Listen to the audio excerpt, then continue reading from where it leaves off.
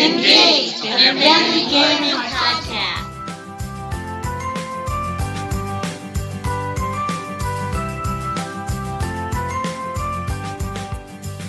Hello, everyone, and welcome to Engage, a Family Gaming Podcast. This is episode 108, and I am your host, Steven Dutzman. This is the official video game and board game podcast for EngageFamilyGaming.com. EFG is a website where parents like myself and all of my co-hosts come together to give parents and families the information they need to get their family game on. This week, it's a quiet night. It's a very busy weekend, but a quiet night. And I am joined by one John Tomlinson, otherwise known as the man behind the curtain. Sir, how are you? Wahoo! Wahoo! It's Mario time! Yahoo! All right, everybody. So, Mr. Tomlinson and I are exhausted. This has been a very busy weekend. He and I had a LARP yesterday. We both did very well. In that neither of us were hurt, which is great because we're both old. So that's always on the table. However, Mr. Tomlinson was actually playing Mario Odyssey every possible second while setup was being done. Yeah. So, and I would have done that had I not had to do the setup. Yeah. So I paid to play, so yeah, no, you were good. My money. Yeah, I mean, exactly. So, all right. So, we're going to talk about Mario in a moment, but I do want to go over some of it, because it's not the only thing. Friday was a very big day in pop culture in general. We had the release of Super Mario Odyssey, we had a new Assassin's Creed, we had a Wolfenstein, for those of you that want to kill Nazis. Not so much a family activity, but it is a one I wholeheartedly support. And then Stranger Things 2, again, not for the children, but again, something that I completed by noon. You're crazy, by the way. But it's plenty spoopy. So for those that like the spoopy things, I think Stranger Things 2 fits for the Halloween season. So, but man, this was a great weekend, just all around. Yeah. So we're going to talk about our impressions about Mario in a few moments. You've also been playing some other games. But we also have some news. Specifically, we're going to kind of get everybody warmed up for Paris Games Week this week, which we've kind of ignored in years past, but I don't think we're going to be able to this year. And then Nintendo also announced the Animal Crossing mobile game, and we're going to get to that too. But before we go there, I do want to take a moment before we begin to thank everybody for listening this week. I can tell you for certain the games that me and John have been playing have been great. We want to make sure that the games you've been playing have been great too. We want to make our podcast a little bit more interactive, so please feel free to reach out to us on social media or to email us at efgpodcast@engagefamilygaming.com with any comments, questions, or topic suggestions.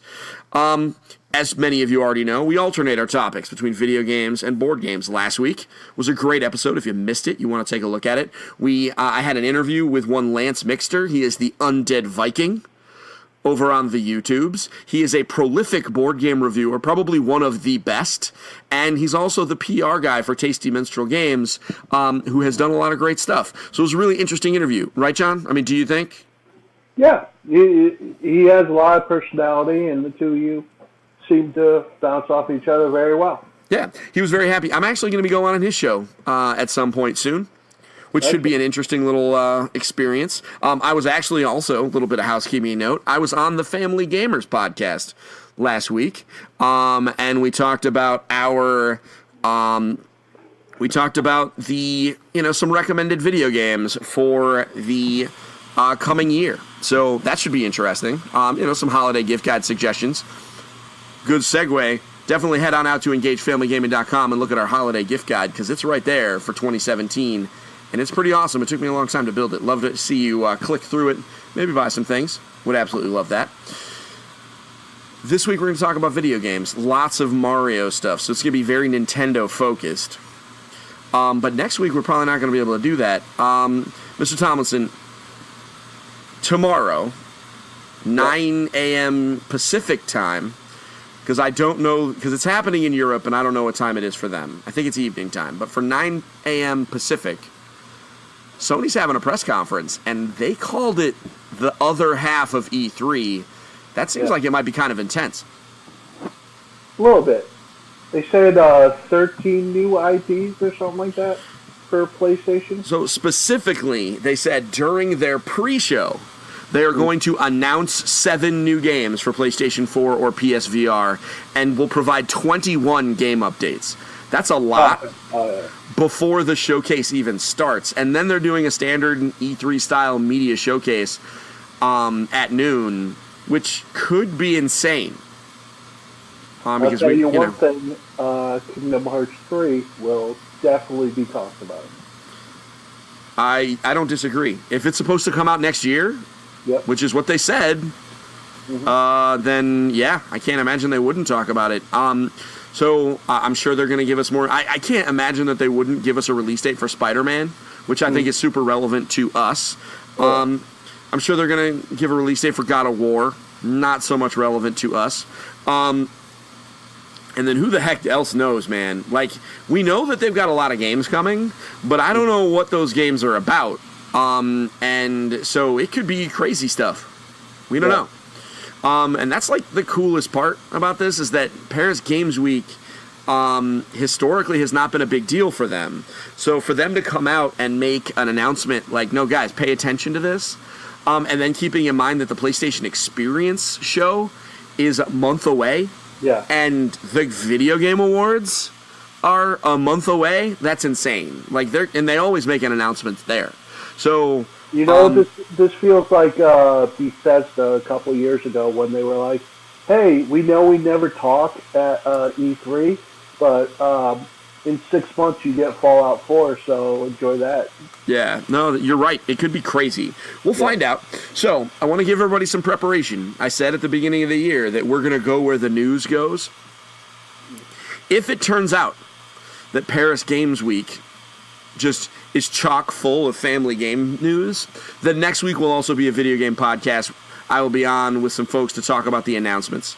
Either way, there will be some kind of EFG show tomorrow night talking about it. But I would expect absolutely no questions asked. That if it's crazy, the podcast will be a video game podcast. We'll call it out in the show notes when it's there, so you'll know. For those of you that only listen to the board game stuff, but this will be we got to go where the news is, and it's hard to fight with a big show like that. But then again, Essen was this weekend, so we got to balance things out. We'll figure it out, but just be ready. Next week might be nuts. Maybe we'll even do 2 podcasts. I don't know. It depends on how overworked we want to make Mr. Tomlinson. So, with that news aside, let's go around the horn. Mr. Tomlinson, you've been playing some Stardew Valley on your Switch, and as a result, you have not been sleeping much. Until Friday, I've been doing nothing but picking up my Switch from the side of my bed, putting it in my lunch bag, going to work, playing it all night, playing it when I get home, putting it in bed next to me until I fell asleep, and playing nothing but Stardew Valley, which is amazing. It's everything I want. I knew about this game before because, full disclosure, it came out like 3 or 4 years ago on Steam, I believe. And it's basically a reimagination of Harvest Moon, which is a Nintendo property.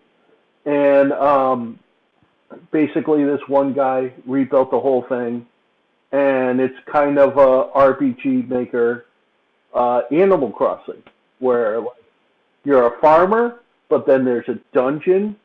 So then you have to maintain relationships with the townsfolk, including marrying one of them, which is one of the side quests deep in the game. And it's it is worth every single penny. I've seen this go on Steam for like $5, but it's on Switch for $15. It's worth every single penny to play that on a Switch console because you can take it anywhere. You know, it's one of that and Sonic Mania, 2 of the games that came out in the last month that were just like, yep, that's where my money's going.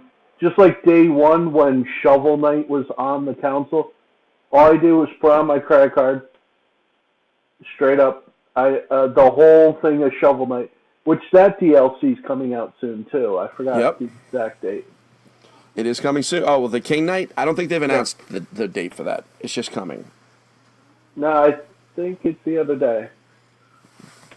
Let's look. The other day they did. To the Googles. Yep. We're going to go to the Yacht Club website. No. You trying to race me? Is that what we're doing? Yeah. You have slower internet than me, so I may beat you.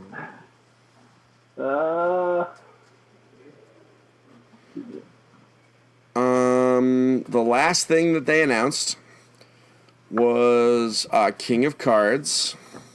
Mm-hmm. And that was in August. And they did not give a date. It's on sale until Halloween, by the way.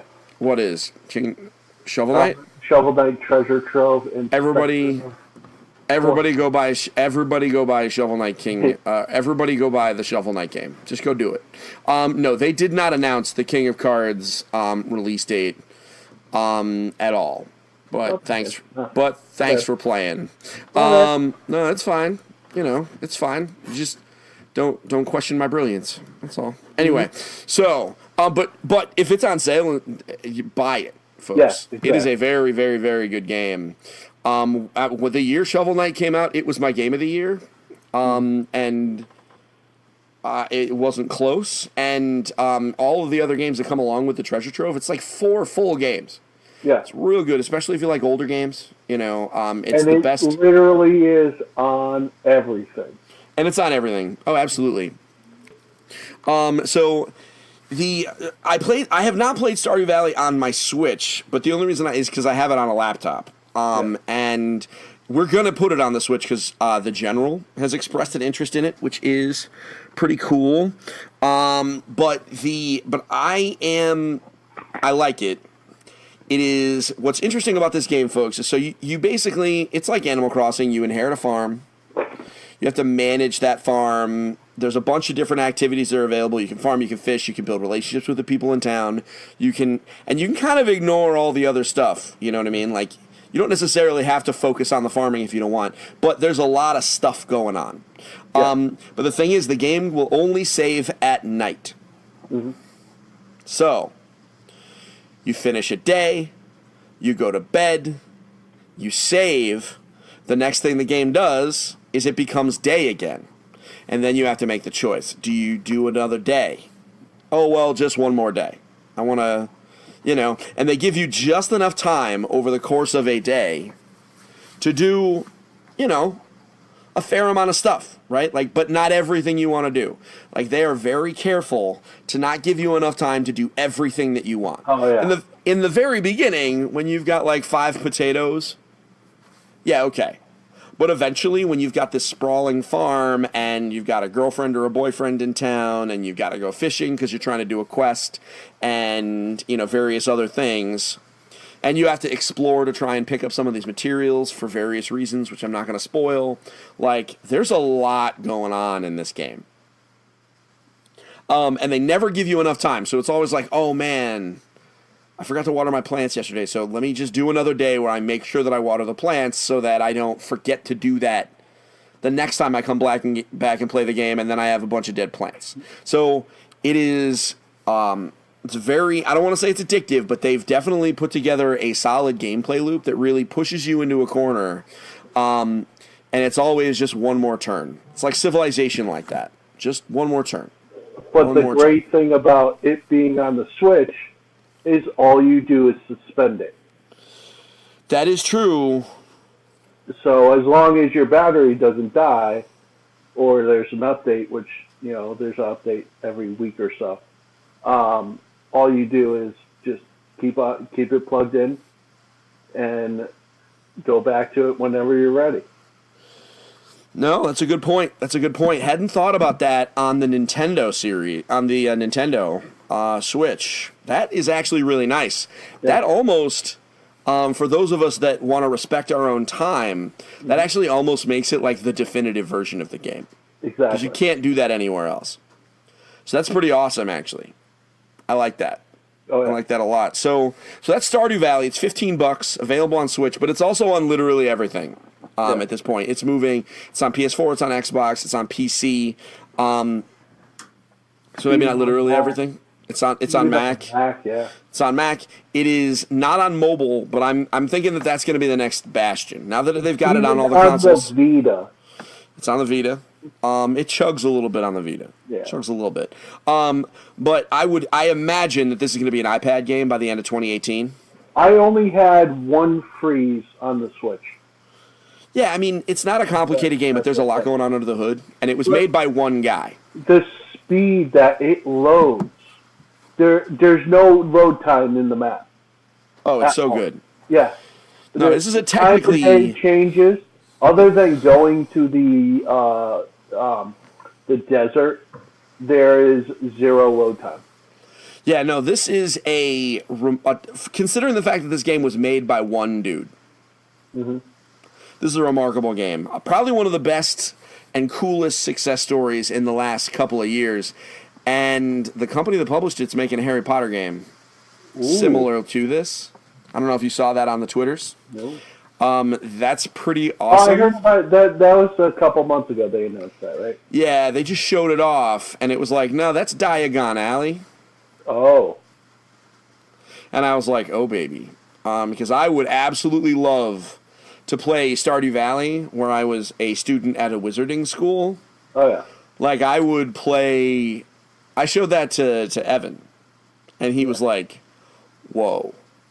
He lost himself a little bit. So, I hope that comes out relatively soon and is good. But don't come out in the next couple of weeks, please, because we're going to be playing Mario. So let's talk about Mario. It's really freaking good. It's really good. How many hours have you played so far? Since Friday. Since Friday... I played until like 4 in the morning last night. Keep in mind, folks, he works late. So yeah, I work nights, so my schedule is very finicky. And when Steve sees me during the day, I am usually very tired.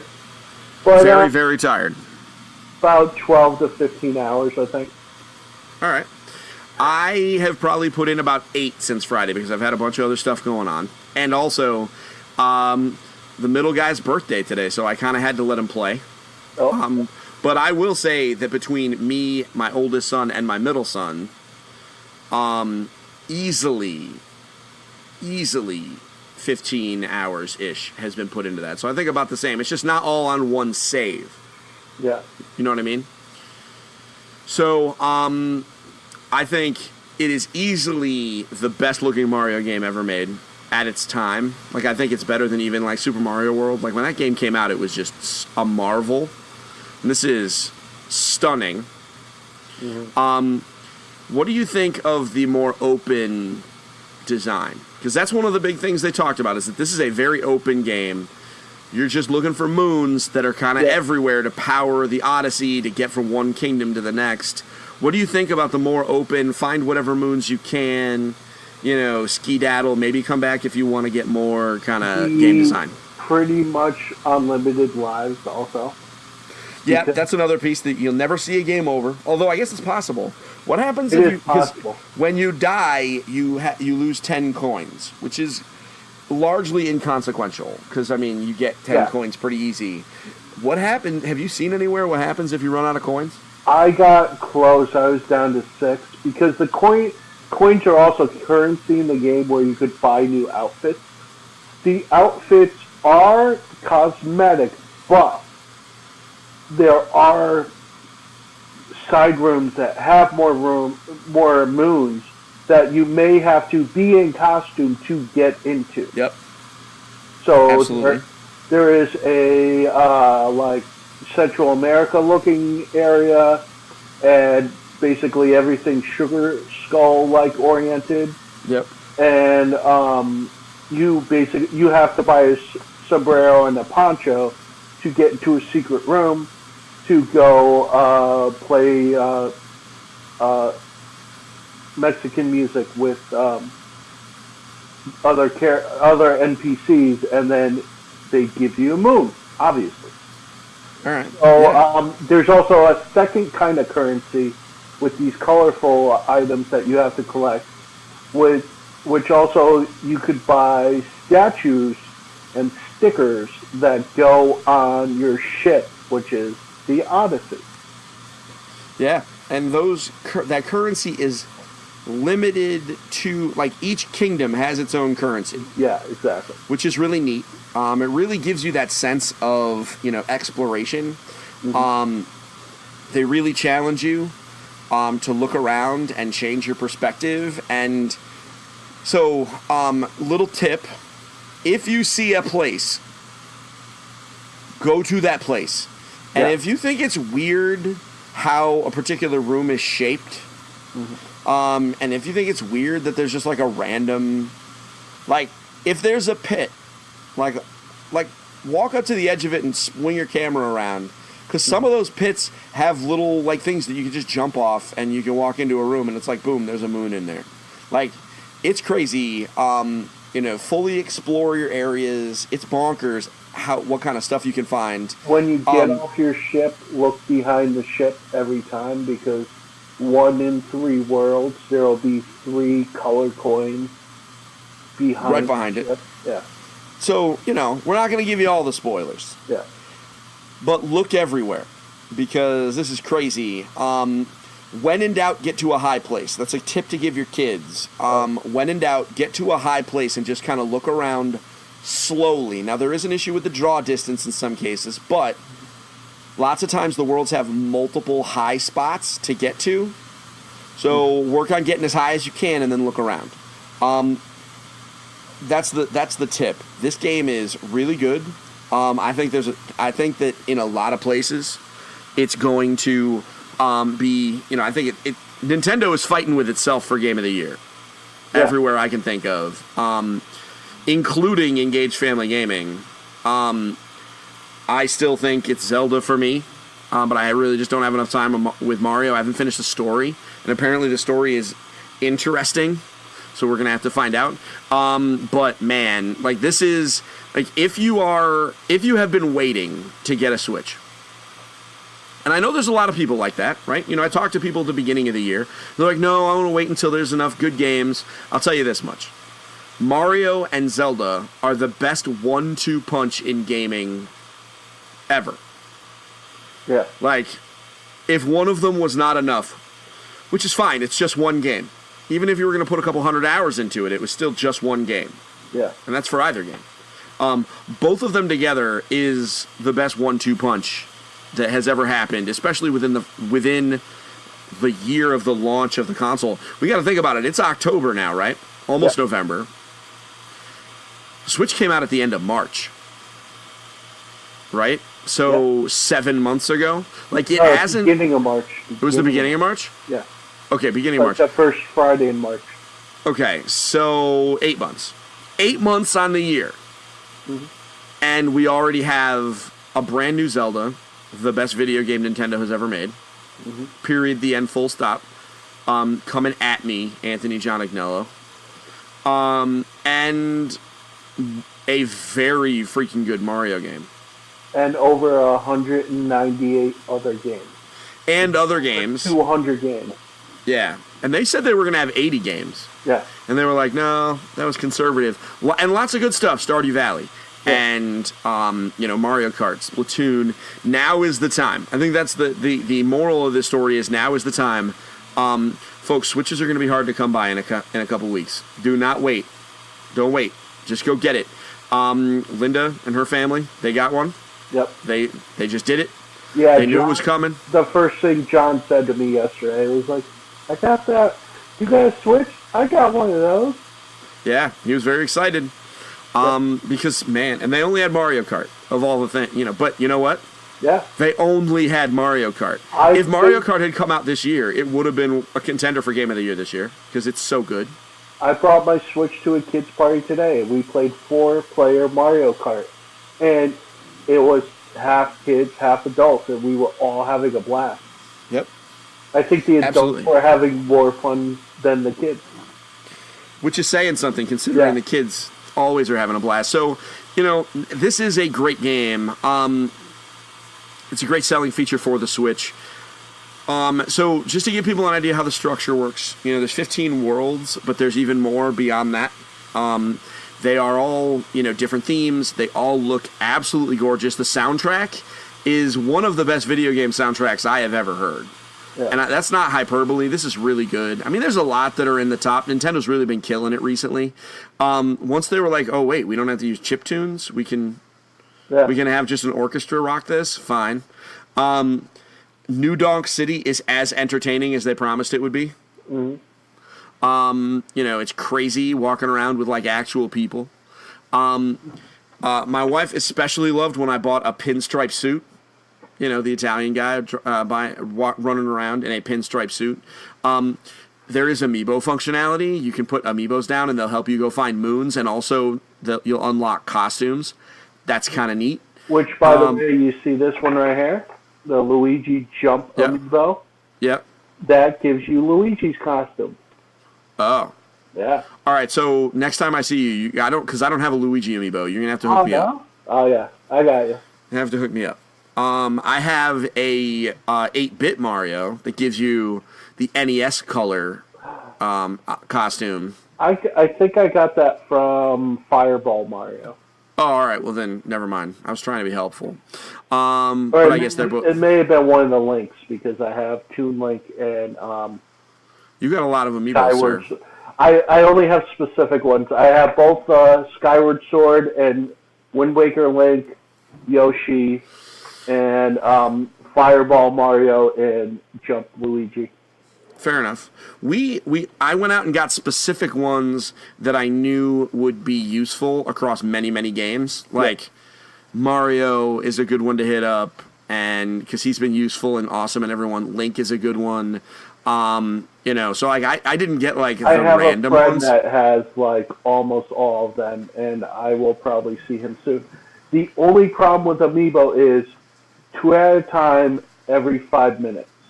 Yeah, it's slow. They definitely don't want you just sitting there, so you got to work at it. But what are you going to do? I'll go see my buddy Carl one afternoon with. So that's not an option for kids, but definitely, if you got multiple kids around town that have copies of Mario Odyssey, work on that Amiibo exchange to get that functionality. And if you have been avoiding Amiibos, don't. Because they are a little bit different than Skylanders and things like that, in that instead of being like one big thing, like a major piece of a game, they are little things in just about every game. Like everything Nintendo puts out first party will have Amiibo functionality. At the absolute least, and I think you can agree with this, get a Mario. Yeah. If you have no other Amiibo, own a Mario Amiibo. He will be useful in just about everything. In some games, it will be a big deal, but there's no game where he'll be dead. Yeah. So that is worth the $12 to have a Mario Amiibo. If you want to branch out from there, I think Link is strong, and then stick with the Mario characters. Because I think they're going to help you the most. If you want to be a collector, go nuts. Yeah. There's like 1 million of those suckers. But definitely a Mario if you own nothing else. So, yeah, man. I mean, I still can't get over the soundtrack, how good that soundtrack is. Yeah. We don't have our full impressions because we have not beaten the game. So you can expect us to talk more about it as we go on. One thing I will say is that the game is not easy. No. It is, I wouldn't say it's, super hard by nature of the fact that you're never going to see a game over. But since you're never going to see a game over, they are not afraid to, push the difficulty up in execution on certain moons. There are some things that are really just they're going to frustrate you a little bit. They're going to be hard to get. So if your child or you are easily frustrated, make sure that you or they know their limits. And if they can't get a certain moon, back out, go somewhere else, and go try and get another one. That's the advantage to Super Mario Odyssey. If there's a moon that you're trying to get, and you can't do it because you just can't do that particular puzzle challenge, or a platforming challenge, or what have you, leave, go find another one. It will never be the only one you can get unless it's the last one. Yeah, there was one problem. I was banging my head for like 20 minutes, where when you possess a bullet bill, Yep. there's a timer, and there's one that's hidden around a corridor, and just trying to drive them around with the camera, I couldn't do it. Yeah, so you got to stop. Yeah. You got to stop. I had to You walk- know it's there. You can come back later. So this is definitely a game where some of them are going to be super easy. Like literally they'll just be they'll be in a box that's glowing. Yeah. Some of them you just have to talk to people. It's crazy like that. But some of them are going to be crazy hard. So just be aware of that. And tell your kid, listen, you get frustrated, bail. It's okay. And then come on back. Yeah. And everything will be fine. You will get better. Oh, and you'll get better. Absolutely. This is a game where you will feel yourself learning. Now, we didn't even talk about the main mechanic of this game. The main mechanic of this game is you have Cappy. He is a ghost Cap that you just have to there's a story behind it. But he possesses Mario's hat. You throw it, and you can take on the powers of other enemies. And let me tell you, it's pretty cool. Have you played 2-player yet? Not yet.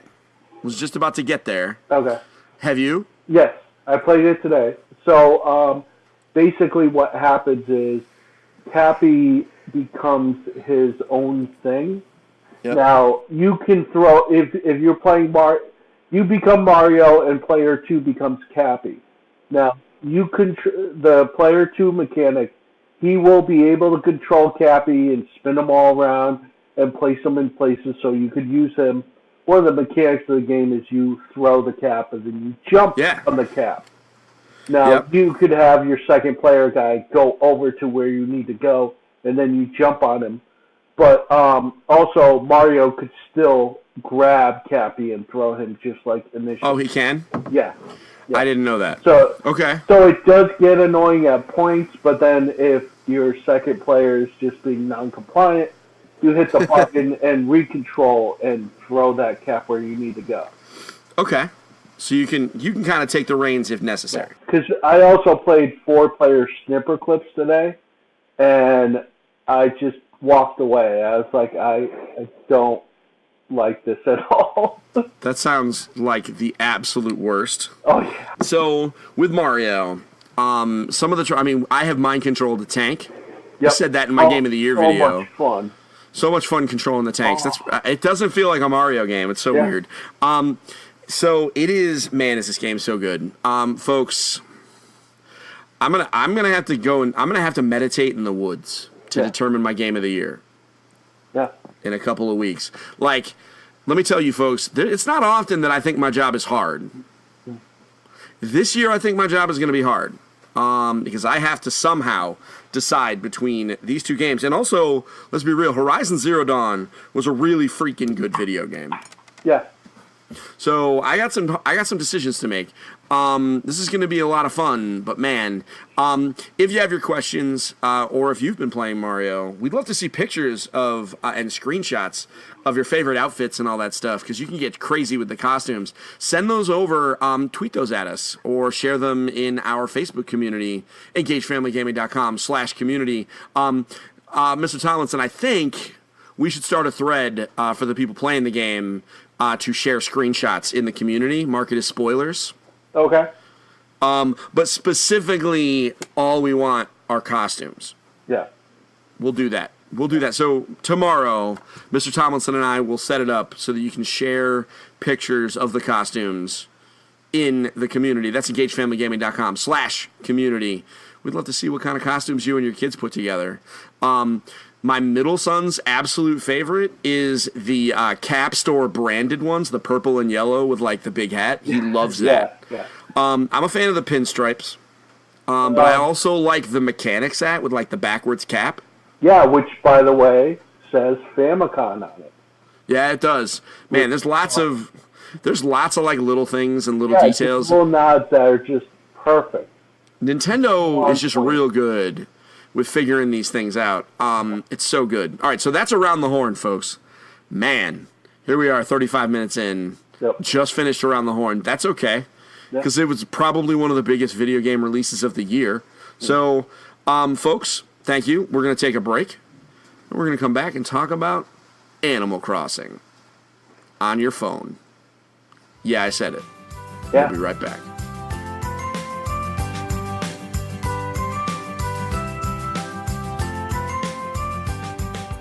Hello, everyone. We are back. This is Engaged Family Gaming Podcast. It is still episode 108. I am still Steven.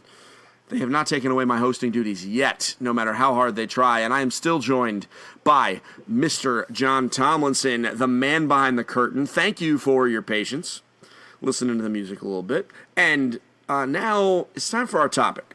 Now, Nintendo held a Nintendo Direct earlier on this week. Specifically to talk about Animal Crossing for mobile. Now, this was announced as part of the initial, like, hey, we're going to do a Mario game and we're going to do an Animal Crossing game, basically. And then we're going to do a bunch of other stuff. Originally, it was supposed to come out in late 2017. And I didn't think it was going to happen. I was like, well, I guess they're pushing it into 2018. I can't really blame them. They've had a pretty good year. They don't really need mobile money because they're making a hand over fist from Fire Emblem Warriors. Mario still makes a little bit of cash here or there. They're still supporting that game.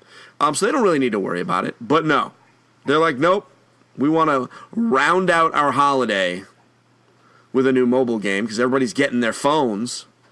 We want to get those new phone purchasers.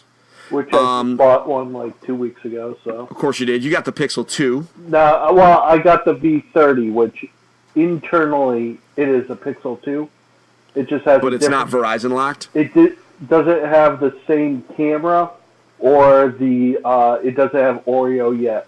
So yeah, right. It's not Verizon specific. All right. It actually so has a that. better camera, from what I heard, and it also has a better speaker on it. All right, so this is not Engaged Family Cell Phones, so we won't get into that too much. However, although Animojis sound pretty funny, because you absolutely are damn right that I would send you a talking poop. Yeah. If I could. In fact, we would make it so there was a YouTube video of just this entire podcast, just that was a talking poop if we could. Trust me, I would do that. I would do that for you people. Maybe a talking unicorn every once in a while, but mostly a talking poop. But anyway, probably find something out there. Oh, I'm sure there's an app for that. Yeah. Maybe we'll do that. Maybe we'll just make me a talking poop. It's fine. The kids would love it. So, they held a Nintendo Direct to give us information about the Animal Crossings. And I was expecting like a companion app. So part of me was like, hey, it's going to be this small little thing that's going to go along with Animal Crossing for Switch. Not even a little bit. This feels like just straight up Animal Crossing on iPhones and Android phones. It's Animal Crossing Pocket Camp. Now, the way they scaled things down is instead of building a whole town, you are building your campsite. You have a camper that you can customize, and you have a campsite that you can kind of upgrade. You got a seasonal site, one of those fancy ones with the big trailer, and you can build stuff on it. Not the one that you rent for a weekend, folks. That's what I'm talking about. But other than that, you're getting bells to buy stuff. You're getting raw materials to craft stuff. You're talking to the friendly neighborhood campers. This is pretty much an Animal Crossing game. There's some extra little pieces there. Most notably, this is a game that will be free, that will be supported by microtransactions. Meaning it is not free. We got a feature that's going to be up on about that within the next couple of weeks. I repeat, free games on app stores are not free because they cost money somehow.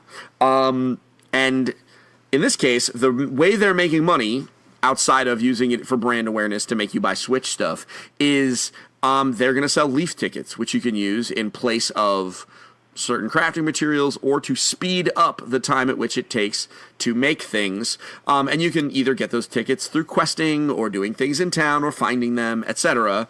Or you can just buy them. You buy 10 for $1 or something like that. It is what it is. They're there. There are some people who are actively and vehemently opposed to those things. There are some people like me who really don't care.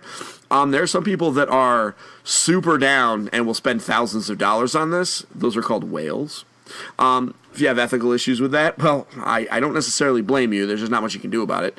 Mr. Tomlinson, it is available currently in Australia. And to my understanding, you told your phone you lived in Australia. Well, and you downloaded it. So you've I been went playing to it. a website, since I have Android, I went to a website and downloaded the APK. It does, when you open it, ask I'm sorry, you here in downloaded the what? Australia, I'm sorry, you downloaded the what? APK. What's an APK for our audience? An APK is the Android install file for any app that you download. So you downloaded the game Yeah, from somewhere else. yeah. All right. And So, side-loaded it onto your machine. yep, you sideload it on, or you wait until about. I bet this comes out sometime the week of Thanksgiving. But Yeah. basically, But you're going to have to do it again anyway. yeah, I'm gonna when have to you do it again anyway. I believe I could link it to my account, but I'm hesitant on that, on whether or not they're gonna ban me or whatnot for downloading it because I don't live in Australia. Correct. Now, my son asked a really good question. If you were only going to put it out in another country, like why? If you were only going to put it out in one country, why would you put it out in Australia? Why not like the United States? They have well, a history of doing so. Well, they do so. But there's a reason. And Evan, I will answer this question on air for you as I answered him because I think it's a useful one. It's because Australia, that region, is from like a video game tastes. Like they use things at around the same rate that we do, right? It's not like they're some backwoods country. Like Australia is industrialized. They have good internet, and it's an easy way to give an entire region access without the risk of it destroying all of your servers, because there are only so many people in Australia, and it's really hard to go to, say, the European region because there's a lot of countries in the European region, whereas Australia and New Zealand are kind of onto their own. They're islands of themselves. So that's why they basically do that, because this gives them the ability to test it. They're beta testing it. They're testing the server load. Because depending on how they coded the game, one person playing it could destroy it. Right, like one person could bring it all down. And they would rather release it early in Australia and New Zealand and have it break there, where they're kind of used to it, because there are a number of companies that use them as kind of like guinea pigs, or release it in the United States, where if it crashes a bunch of times, like in the beginning of, say, Pokemon Go, there are people who will just be like, no, it's buggy, I'll never play it again. Whereas in Australia, they're kind of used to it. A little bit, because they're kind of used to the test bed. And it's less likely that things like that will happen. Yeah. So it's available in Australia and New Zealand. Our favorite Aussie, the man behind the curtain, has been playing for you said about an hour and a half. Yeah. What are your early impressions? I know you're waiting for me to judge you. And I think our audience might have been waiting for me to judge too. I really, like, what are you going to do? Like, this is one of those things that the game is commercially available. Yeah. So I don't really have a problem with that. It's also a free game. Now, if it was a game that cost $20 in Australia and somehow someone owned it here without paying for it, I might have a question about that. But that's different. Yeah. Bypassing region controls is not so much an issue. Yeah. So I'm not going to judge you, but I am going to ask you, is it good? It is. It loads pretty fast, and the graphics fidelity, even with it being mobile, is better than Pokemon Go was initially. Okay. Even though they had months and months of beta testing. Okay. It feels fast. The gameplay loop, you build friendships rather than talking to somebody every day and not knowing what you're doing, if they like you or not. There is a friendship bar, and you level up your friendship, just like they said in the Nintendo Direct. So basically, you do the same thing. The other cool thing is, from the map page, you can see what that person wants. Yep. Because Animal Crossing's whole game loop is all about getting something for somebody so that they like you more. Yep. And you could do that from the map now, so you don't... But, Nintendo's gone out of their way to less of me traveling through three worlds to go find something I need, and more of to jump over this hurdle, I need this. Okay. And that's the best thing about Nintendo lately. Just in all their games, on all their platforms. So, but All right. it's a lot of fun. You saw those three things that look like penguins. Those are actually black crows. Okay. And they seem to be Italian because one of them is definitely named Giovanni. So they're definitely Italian black crows. But they're adorable. All right. All the character models are really good. They look actually better than Animal Crossing New Leaf. And the controls are you dragging your finger around, and then the character follows behind you. I have yet to have a problem with that. And normally on cell phone games there is a little drag, but the input sensor on here is just so good. Which on mobile, that's just amazing. So, yeah, I mean that was going to be my question. Like, how do you move? Because normally with Animal Crossing, and with fishing and catching everything, what happens is you go over to it. You like if you're fishing, you tap the screen to throw your rod, and then you wait for the bite, just like you would in any other Animal Crossing game. And then a little icon comes up and it says, "Hey, tap now." And then boom, you hit tap, and then he reels it in. So it's much more intuitive. Like they did a really faithful recreation for the mobile. I'm very surprised. Yeah, well, I mean, we knew that when they started getting into the mobile space, that things were going to be kind of fun, right? Like, because they have a good history of figuring out what makes a specific gaming medium fun and like really distilling that. You know, they do that very well on their own hardware, and the touch. You know, they were great with motion controls. We know they're good with touch because they innovated on touch. They were the first. They predated smartphones with having a touchscreen on the DS. Yeah. And they made some crazy stuff on that thing. Crazy innovations. So I had a feeling that Animal Crossing was not going to be bad. But it's good to hear that it is good. Now, the game's going to be free. Mm-hmm. It's coming out, they say, late November, which could mean, I think Thanksgiving time is a very good... You know, I suspect we're going to see a lot of people playing Animal Crossing while waiting in line on Black Friday. Oh, yeah.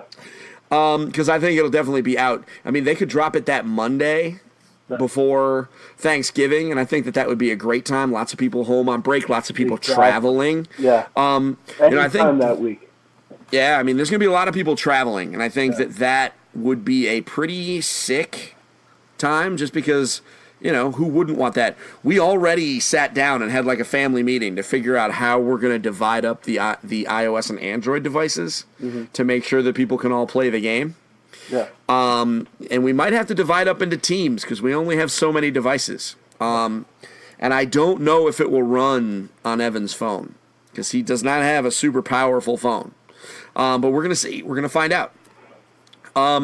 So keep your eyes out for this one, folks. There will, my presumption is there will be some more announcements coming up.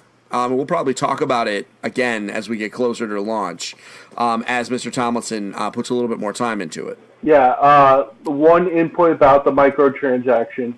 Right now I'm at 3 3/4 of a level, so I'm like almost at 4th level. I have yet to use the tickets, which are the microtransaction currency. I have 91 tickets already. Yeah, it sounds like they're going to be relatively easy to find, and I think that has some advantages, right? Like, it's just Candy Crush and all these other games. There was hold on, I'll gotta walk that back a little bit. There was one thing that I had to buy into, and that was to unlock the quarry. Because like Candy Crush, you couldn't go there because you needed 5 people to sign up. so just Okay. Candy Crush. Instead, But you could use tickets. I was able to use 10 tickets, and I was there. So that's like $1 either way, right? Is it like it's probably less than $1, but yeah. So there we go. The tickets. It looks like they're at least in the early game. You're going to use them. With that said, if you're going to be handing this to your kid, this is a cute game. It is a engaging game. Maybe turn off in-app purchases. Yep. Maybe just disable that whole mess. Mm-hmm. That was one of the other things we talked about is disabling in-app purchases on all of our devices so that our kids don't go Leaf ticket happy and spend a mortgage on Leaf tickets. But that's something everybody should be doing if you're on there with someone that has a tendency to go a little crazy. You'll notice I did not say children because it is not all children that have a tendency to go crazy. Sometimes grown-ups do too. So, be smart. Turn off those in-app purchases. Make it so it takes a step. Yeah. Because sometimes it's just the step to interrupt the impulse that will save you the money. But if you're playing the game for 100 hours, maybe throw a tip in the tip jar. Buy some buy some of those Leaf tickets. Support your devs. Yeah, I mean the reality is if you want more support for the game, the best way to do it is to spend money on it. And they've said that they're gonna. This is one of those games where they're gonna update it regularly with seasonal events and stuff like this. This is gonna be kind of neat. I'm looking forward to seeing how it grows. Well, that was always the great thing about the original Animal Crossing games. There was always something going on. Yep. Whether it was a fishing thing or if it was a holiday itself. So here's the question. What's next? What do you think? Ooh. Wow. So keep in mind, so far we got a Mario, we got a Kingdom Hearts, we got an Animal Crossing. You know what would be great? But this... I'm fine with wish lists. I'm fine with a wish list. This is like as opposed to a prediction. Wish list. Super wish list. Yep. For Mario Kart. I think a Mario Kart would be really good. But especially if they did it right. So far away right now. Because even if it's solo, just no buttons. You tilt the screen forward and you lean back and forth with the screen. I want WarioWare or WarioWare. Oh yeah. WarioWare. Yep. WarioWare mobile, yep. Please. Oh yeah. Please. Allow user submitted ones. Oh yeah. Go crazy. I think WarioWare would be great. So we're going to find out. I mean, they are not going to stop with the mobile stuff. They are very clearly able to do a lot with a little, and Nintendo is in a new place where they want to make their money, but they don't want to waste their time. And so I think they're going to keep the mobile stuff going, but they're going to keep it simple. But I would not be surprised if we see some licensed stuff where it's other companies doing Mario stuff or, whatever. Because then they get profits without having to do much. A la like Pokemon Go, right? Like that was made by Niantic. So they didn't have to put a lot of work in, the Pokemon company. So we'll see. But folks, that's it. Yeah. That has been episode 108 of Engage, a family gaming podcast. We hope you enjoyed listening as much as we enjoyed recording. We'll be back next week for more discussion on either board games or video games. We're not sure yet. Maybe both. Mind blown. But in the meantime, it would be super sweet if you can head on over to iTunes and leave us a review. More reviews equals more visibility, equals more happy. We want to make everybody happy, right, folks? So leave us that review. Until then, this is Steven and John signing off, reminding you to make sure that you get your family game on. See you next week, folks. Woohoo! Woohoo!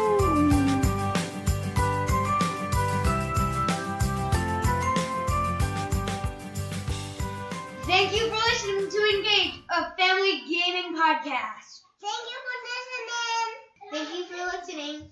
Tune in next week.